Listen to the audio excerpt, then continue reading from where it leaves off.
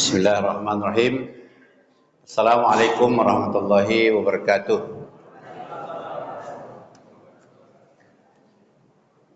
Alhamdulillahirabbil alamin. Wassalatu wassalamu ala asrofil anbiya'i wal mursalin wa ala alihi wa sahbihi ajmain. Asyhadu an la ilaha illallah wa asyhadu anna Muhammadan abduhu wa rasuluh. Allahumma salli ala sayyidina Muhammad wa ala alihi wa sahbihi ajmain. Qala ta'ala fi kitabihil karim, a'udzu billahi minasyaitonir rajim. Bismillahirrahmanirrahim. Wa tazawwadu fa inna khairaz zadi taqwa wattaquni ya ulil albab. Shadaqallahul azim. Bapak Ibu yang Allah muliakan, kita bersyukur pada Allah Subhanahu wa taala. Pada hari ini kita diberikan kesehatan, kita diberikan kesempatan dapat hadir di masjid ini dalam rangka untuk melaksanakan sholat isya, nanti sholat tarawih dan witir. Mudah-mudahan Allah Subhanahu wa taala memberikan kekuatan kepada kita dapat melaksanakan itu dengan sebaik-baiknya. Berselawat kita kepada Rasulullah sallallahu alaihi wasallam. Allahumma shalli ala sayyidina Muhammad wa ala ali sayyidina Muhammad. Assalamualaikum ya Rasulullah, assalamualaikum ayuhan nabiyyu wa rahmatullahi wa barakatuh. Bapak Ibu yang Allah muliakan, judul kita hari ini dari Ikmi Kota, Al-Quran Kunci Keberkahan Hidup. Kalau sudah kunci itu memang tanpa kunci tidak akan terbuka keberkahan. Kalau kita cari makna berkah itu adalah az-ziyadatu bi khairin. Berkah itu artinya bertambah baik.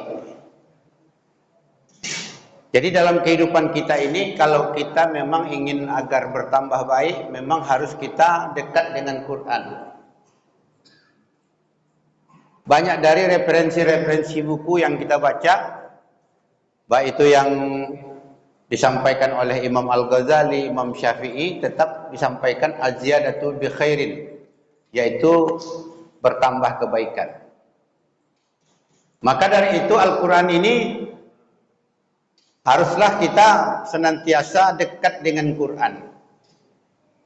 Karena Al-Quran itu adalah membuka keberkahan dalam kehidupan kita. Sehingga kita tahu bahwa sebelum turun Al-Quran, pada zaman itu adalah zaman jahiliyah. Pada tahun 610 Masehi. Maka pada saat itu zaman jahiliyah. Zaman jahiliyah itu adalah zaman kebodohan yang sangat luar biasa. Pada saat itu kesukaan orang-orang Arab jahiliyah itu adalah mabuk-mabukan, menyembah berhala, berjudi, dan pergi ke dukun-dukun dalam artian bertenun. Maka empat ini dilakukan mereka. Berzina, berjudi, mabuk-mabukan, kemudian mengundi nasib dengan dukun-dukun atau dengan anak panah. Itulah di dalam Al-Quran dijelaskan, innamal khamru wal maisir wal ansab wal azlamu rijsum min amali syaitan fajtanibuhu la'allakum tuflihun.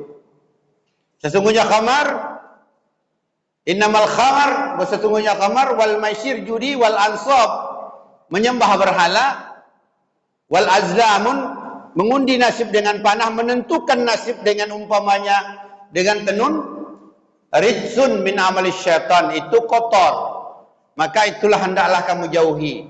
Maka turun Al-Quranul Karim kepada Nabi kita Muhammad sallallahu alaihi wasallam pada tahun 610 Masehi, yaitu turunnya di Gua Hira. Gua Hira itu dari Mekah, dari Masjid Haram itu jaraknya 4 km. Tingginya lebih kurang 1 kilo. Jarak kemiringannya itu lebih kurang 70. Maka kalau kita naik ke atas Gua Hira itu makan waktu 1 jam naik, 1 jam turun.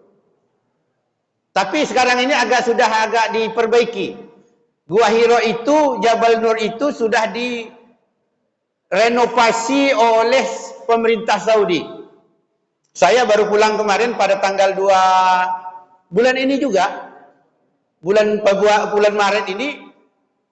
Dan singgah di sana itu sudah ada di dalamnya itu ada visual Jabal Nur.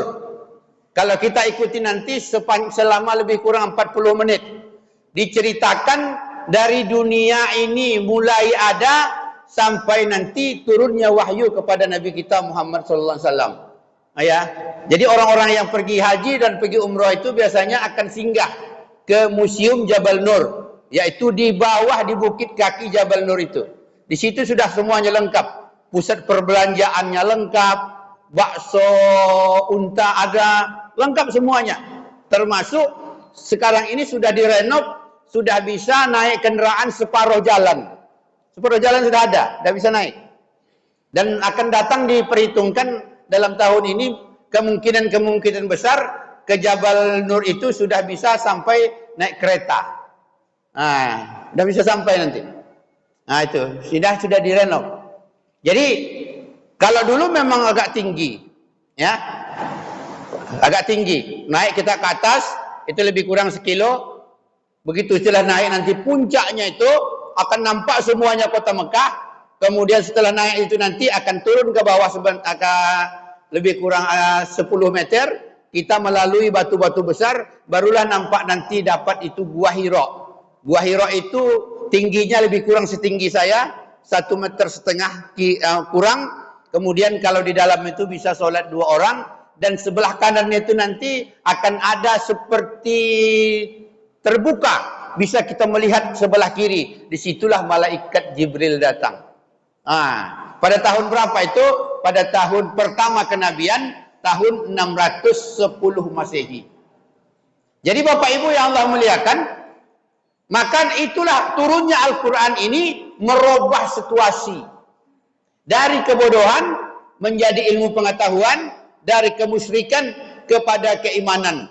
Sampailah sekarang ini alhamdulillah itu ya dengan turunnya Al-Quran di Jabal Nur kepada Nabi kita Muhammad sallallahu alaihi wasallam, maka alhamdulillah itulah pedoman kita, hudal linnasi wa bayyinatin minal huda wal furqan, memberikan petunjuk kepada kita, dapat membedakan mana yang baik dan mana yang buruk. Maka dari itu kunci keberkahan hidup ini jangan kita jauh dari Quran.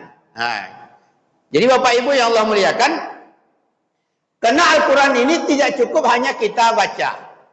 Memang perintah yang pertama di dalam Al-Quran ini Iqra. Pertama perintahnya memang Iqra, baca. Ditambah dengan hadis Rasulullah, khairukum man ta'allamal Qur'ana wa 'allamahu. Sebaik-baik kamu adalah orang yang mempelajari Al-Quran dan mau mengajarkannya kepada orang lain. Jadi tugas kita mungkin selama hari ini baru satu. Mempelajari baru, belum mengajarkan. Ini baru satu tugas kita.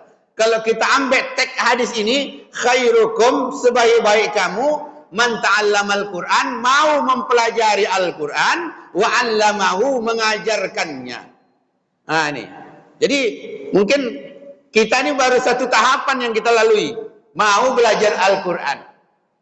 Jadi Bapak Ibu yang Allah muliakan, kalau sudah nanti Al-Quran ini kita pelajari, kemudian Al-Quran ini kita ajarkan, maka Al-Quran inilah nanti menjadikan hudan dalam kehidupan kita, petunjuk. Maka dari itu Al-Quran ini haruslah selalu dekat dengan kita. Kalau kan umum mendapatkan pahala, cukup dengan kita baca saja. Mendapatkan pahala cukup dengan kita baca saja. Mengerti atau tidak, bagus bacaannya atau tidak, kita mendapatkan pahala.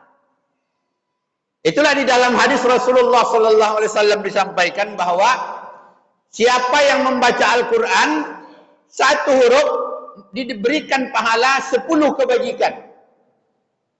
Wala alif lam min harfun, walakin alif harfun, mim harfun, lam harfun. Kalau kita baca alif lam mim, ini kan 3 huruf, mendapatkan 30 pahala, 30 kebajikan.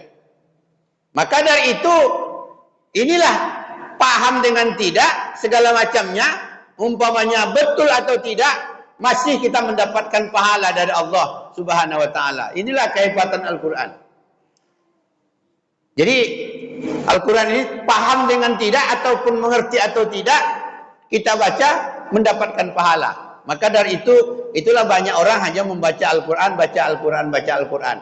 Insyaallah nanti orang-orang yang membaca Al-Qur'an itu dijanjikan oleh Allah, ya'ti bikumullahu yaumal qiyamah bisyafa'ah. Nanti di akhirat ini datang kepada kita Al-Quran ini bisyafa'ah, menolong kita.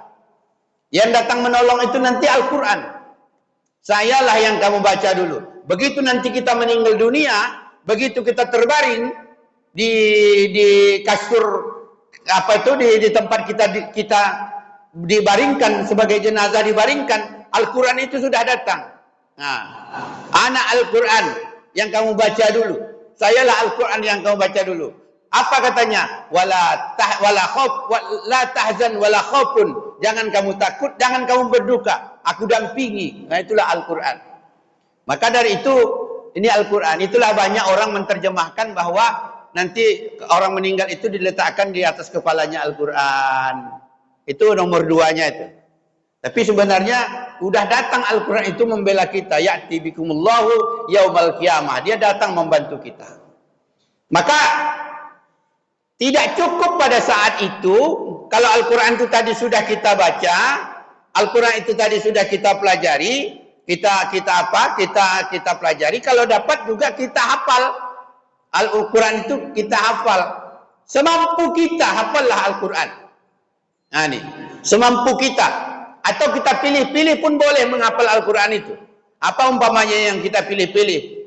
Karena kita mungkin sudah kita ukur kemampuan kita tidak mampu, kita pilih menghafal Al-Quran itu. Apa yang kita pilih menghafal Al-Quran itu? Qul huwallahu ahad. Qul a'udzu falaq, An-Nas, ya, inna a'tainakal kautsar. Apalagi kita pilih-pilih, silakan. Boleh. Kalau dapat umpamanya semuanya kita ambil juz 30. Walaupun kita tidak hafal 30 juz, tapi dapat kita menghafal juz 30. Kan sangat luar biasa. Itulah sekarang menjadi booming di mana-mana, ya.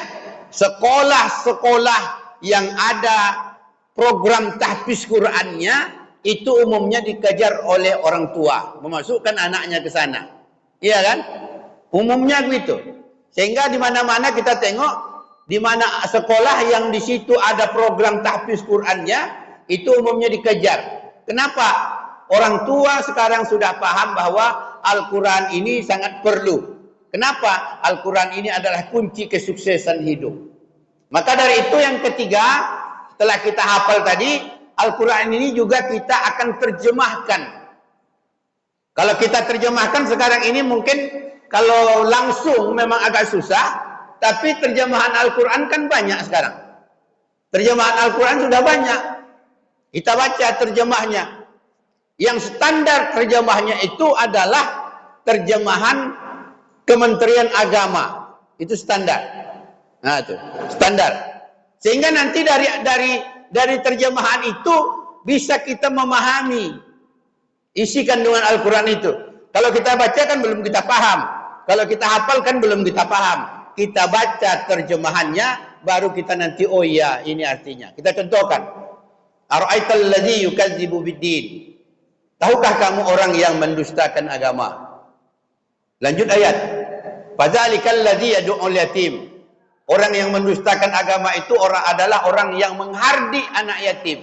Oh, anak yatim kalau dihardik, kita itu digunakan pendusta agama. Siapa lagi? Wala yahuddu ala ta'amil miskin. Dia mampu tapi tidak mau membantu orang miskin. Pendusta agama. Siapa lagi? Fawailul lil musallin alladzina hum an salatihim sahun. Celakalah orang yang solat apabila solatnya lalai. Kita solat tapi celaka. Celaka di sini diterjemahkan oleh tafsir fawailun itu artinya neraka wil. Ada satu neraka namanya neraka wil. Ada neraka itu kan macam-macam. Ada jahanam, ada hutamah, ada ladha, ada namanya neraka jahim. Dia di sini neraka wil. Celakalah orang yang solat, masuk nerakalah orang yang solat apabila solatnya lalai. Jadi solat lalai ini di sini diterjemahkan bahwa dia solat pakaiannya tak bersih. Nah, ya kan? Dia solat umpamanya badannya kotor. Dia solat wuduknya tak sempurna. Dia solat umpamanya topinya dalam pelaksanaannya tak sah. Nanti Bapak Ibu kita contohkan apabila orang melaksanakan solat, ruku dan sujudnya benar, tapi begitu dia sujud keningnya tertutup, tidak mengenai dahi kepadanya. Apanya umpamanya ibu-ibu solat. Begitu ibu solat umpamanya, kerudung ibu tadi, ibu lemparkan, apa namanya? Mukena ibu itu ibu lemparkan ke depan. Akhirnya mukena ibu itu ibu jadikan tempat sujud. Solat ibu tak sah. Ibu lemparkan ke depan. Katakan umpamanya karpet kita kurang bersih, ibu lemparkan ke depan. Jadi sujudlah ibu di pakaian yang dipakai. Tak sah solatnya. Atau bapak-bapak yang rambutnya masih gondrong, dia solat. Tertutuplah dahinya itu dengan rambutnya. Tertutup dahinya dengan rambutnya. Dia solat, dia sujud. Akhirnya bukan sujudnya tapi langsung kepada keningnya, kepada tempat sujud. Tetapi tertutup dahinya disebabkan rambutnya. Tak sah solatnya. Atau bapak-bapak yang pakai pecinya dalam seperti ini, ya, topinya hampir sampai ke alisnya. Dia sholat seperti ini, saya sujud, tak sah sholatnya. Jadi kan inilah kata Rasul, kata Al-Quran itu, fawailul lil musallin alladzina hum an salatihim sahun. Neraka willah bagi orang yang sholat apabila lalai.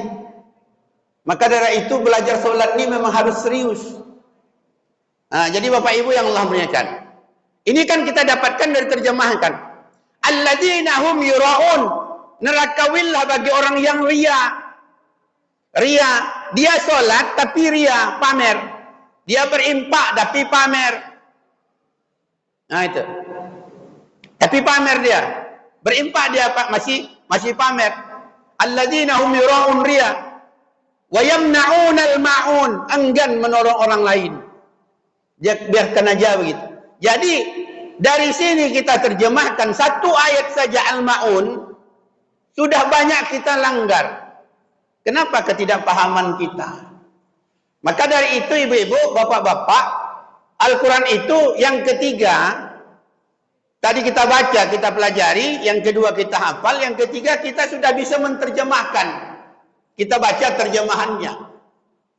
Yang paling akhirnya adalah bisa kita amalkan dalam kehidupan sebagai perilaku kita. Nah, diamalkan dalam kehidupan itu adalah sebagai perilaku. Itulah datang orang Arab Badui kepada Aisyah. Aku tidak jumpa dengan Rasulullah. Aku ingin tahu bagaimana akhlak Rasulullah itu. Apa kata Aisyah? Akhlak Rasulullah itu adalah Al-Quran. Nah, itu. Jadi, kalau kita sudah berakhlak Al-Quran, itulah kunci. Karena percuma saja, maaf kita ini, percuma saja ilmu kita tinggi, akhlak kita tidak akhlak Al-Quran. Tak bisa. Percuma saja umpamanya jabatan kita tinggi, akhlak kita tidak akhlak Al-Quran. Mesti akhlak kita Al-Quran. Maka dari itu, hati-hati kita. Kalau kita berilmu, kalau kita umpamanya berharta, kalau kita yang punya jabatan, kalau tidak akhlak kita seperti Al-Quran, ya, maka keberkahan hidup tidak akan kita dapatkan. Jadi Bapak Ibu yang Allah muliakan, maka dari itulah Al-Quran ini. Kemudian kalau kita juga mampu, ya, yang keempat kita cinta kepada orang-orang yang cinta kepada Al-Quran. Siapa orang-orang yang dekat dengan Al-Quran? Yaitu orang-orang yang menghafal Al-Quran. Kita cari di mana? Cari pondok-pondok tahfiz, cari umpamanya tempat-tempat orang mengaji. Kita cinta kepada Al-Quran. Kita cinta kepada orang-orang Al-Quran. Maka Bapak Ibu yang Allah muliakan, inilah keberkahan hidup. Jika ini kita lakukan, insya Allah akan kita dapatkan az-ziyadah bil khair. Mendapatkan keberkahan dari kehidupan. Itulah kuncinya dari Al-Quran. Maka dari itu Al-Quran ini, nanti kalau Bapak Ibu ke Mekah, ke Madinah, sehingga nanti di Museum Al-Quran ini dari pemerintah kerajaan Saudi akan dibagikan satu-satu dikasihkan dia. Jadi Bapak Ibu yang Allah muliakan, kenapa? Begitulah membudayakan agar kita cinta kepada Al-Quran. Maka nanti kalau sudah kita cinta kepada Al-Quran, kita nanti akhlak kita kepada Al-Quran, maka dapatlah keberkahan hidup. Keberkahan hidup itu sangat luar biasa. Itulah yang kita tunggu. Kalau sudah dapat keberkahan hidup, az-ziyadata bi khairin, ya, semuanya dalam keadaan baik. Kalau kita umur kita umpamanya panjang, Allah sehatkan, Allah berkahi. Kalau kita diberikan harta kita banyak dan Allah berkahi. Kalau keluarga kita, keluarga yang sakinah mawaddah, Allah berkahi. Negeri kita juga Allah berkahi. Kalau ini sudah terjadi, maka Allah Subhanahu wa taala menyampaikan dalam Al-Qur'an, walau anna ahlal qura amanu la wattaqau la fatahna alaihim barakatim minas samai wal ard. Jika penduduk negeri itu beriman dan bertakwa kepada Allah, akan Allah berkahi. Jadi Bapak Ibu yang Allah muliakan, kunci keberkahan hidup itu mulai dari pribadi kita, mulai dari keluarga kita, mulai dari masyarakat kita, bangsa dan negara penduduknya, semuanya hendaklah bertakwa agar insya Allah mendapatkan keberkahan. Bapak Ibu yang Allah muliakan, ini saja yang dapat saya sampaikan. Mudah-mudahan ada manfaatnya bagi kita semua. Jika terdapat kekurangan dan kesalahan, dan kami akhiri. Assalamualaikum warahmatullahi wabarakatuh.